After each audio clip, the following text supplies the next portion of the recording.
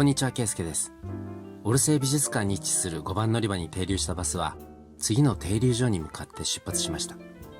目の前に止まっている屋根のないバスは、また別の2階建て観光バス、ビッグバスです。この見下ろすような角度で景色を見ることができるのは、2階建てのバスならではですよね。このオルセイ美術館の窓ガラスにも青空が映っています。入り口前の広場には入場の列に並ぶ人々、そして日の当たる場所で日光浴をしている人々が見受けられます。このオルセイ美術館のすぐ隣にあるオテル・ドゥ・サルムは歴史的建造物です。現在の気温は4度です。日陰に入ると空気の冷たさを感じます。前方右側にコンコルド橋が見えてきました。このコンコルド橋は解体したバスチユ牢獄の石を用いてできているそうです。この通りを左折してまっすぐ行けばオデオンです。このブルボン宮殿も現在は修復中です。現在は国民議会の議事堂として使用されているブルボン宮殿の前を右折してコンコルド橋に入っていきます。川の左先にはエッフェル塔、そして右先には大きなグランパレの屋根が見えていますよね。このバスの進む先にはパネルでカバーされたオベリスクが見えています。バスはコンコルド広場に入りました。コンコルド広場中央には海の噴水、そして川の噴水と名付けられた2つの噴水があります。こちら橋側にあるのは海の噴水です。高さが20メートルちょっとあるオベリスクは現在修復中で、このようにパネルに覆われています。そしてその中央にオベリスクを挟んで、マドレーヌ寺院側にあるのは川の噴水です。よく見ると水は抜かれているようですよね。バスは6番目の停留所に向かって噴水を巻き込むように左折していきます。2017年にリニューアルオープンしたクリオンホテルが右手に見えています。そして交差点を左折したところで6番目の停留所に到着です。そのオベリスクの向こう側はチュイルリー公園です。そしてその先にはルーブル美術館があります。人々の乗降が終了し、バスは6番乗り場を出発しました。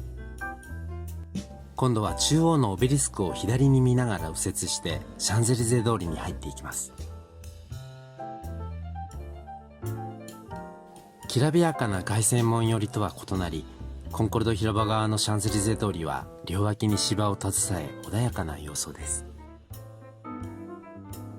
左手にプチパレとグランパレの側面を見ながらバスはシャンゼリゼ通りを直進していきます。現在グランパレは周囲を完全に足場で覆われている状態です。穏やかなシャンゼリゼはその交差点まで、その先は両側にお店が連なる華やかなシャンゼリゼです。凱旋門とオベリスクのほぼ中間にある大きな交差点に入りました。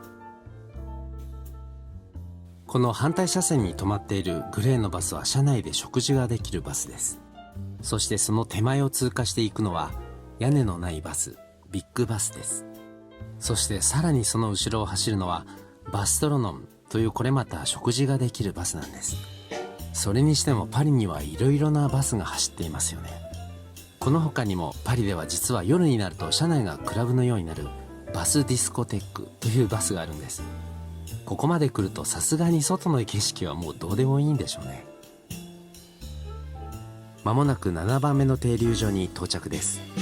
この7番目の停留所はジョルジュサンク通り、そしてルイ・ヴィトン本店のほぼ正面です。ルイ・ヴィトン本店の並びにあるディオールのお店は随分長い間工事が続いています。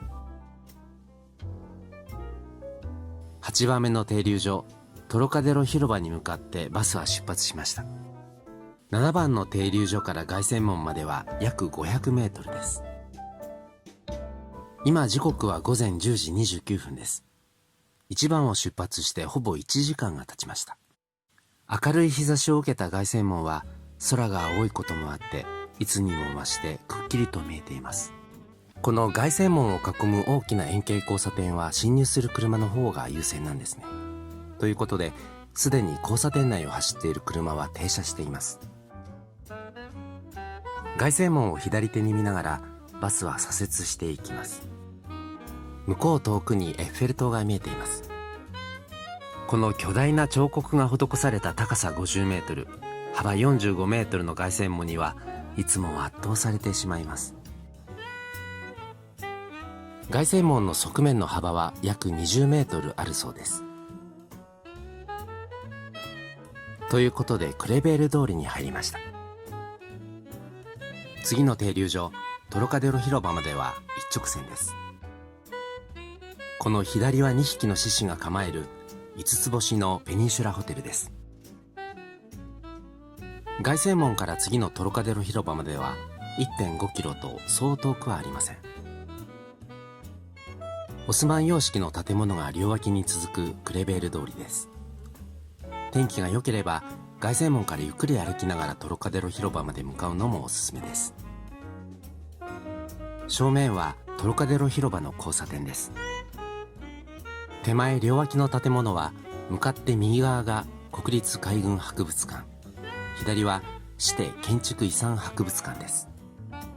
交差点の中央向こう側にエッフェル塔が見えています。8番目の乗降場所はもう少し先なんですが、撮影ができるようにとバスはここで一旦数分間停車してくれるようです。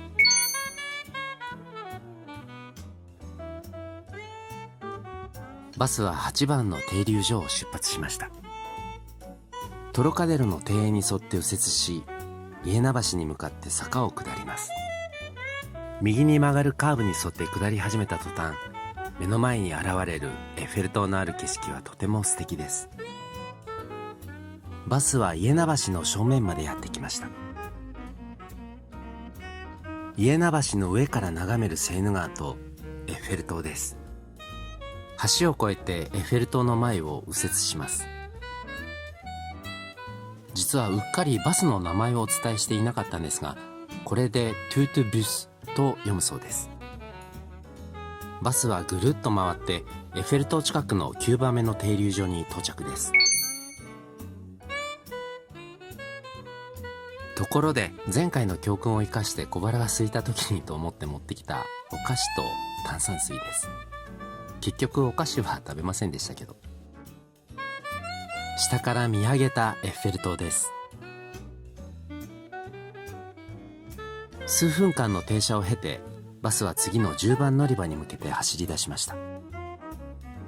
この辺りは遊覧船の乗り場も多数あるので、いつも観光客で賑わっています。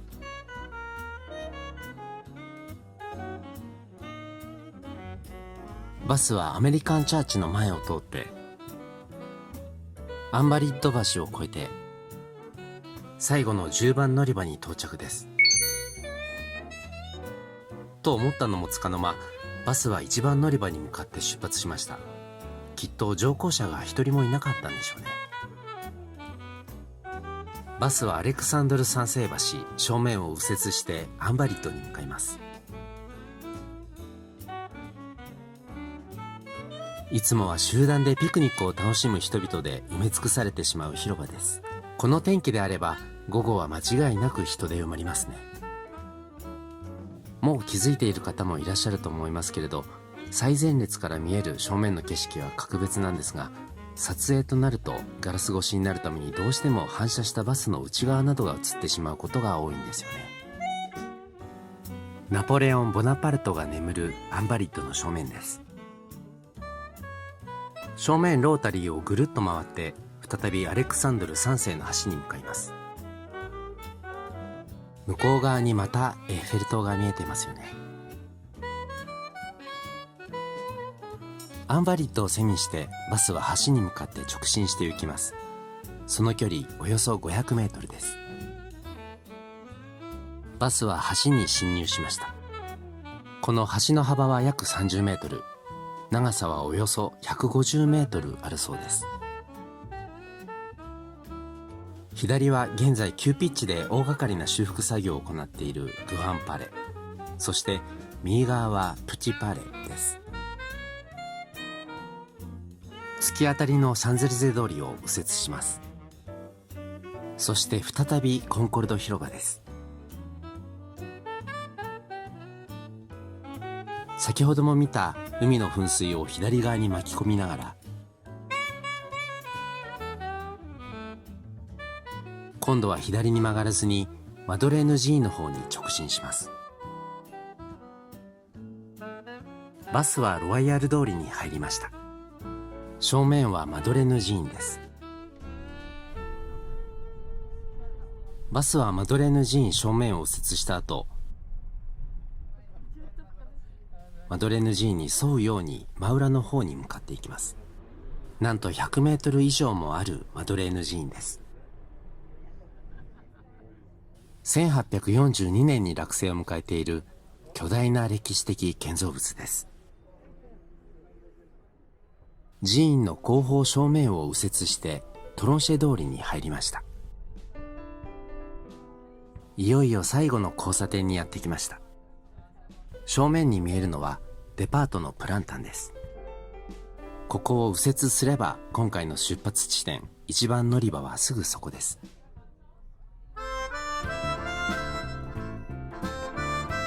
今時刻は午前11時23分です。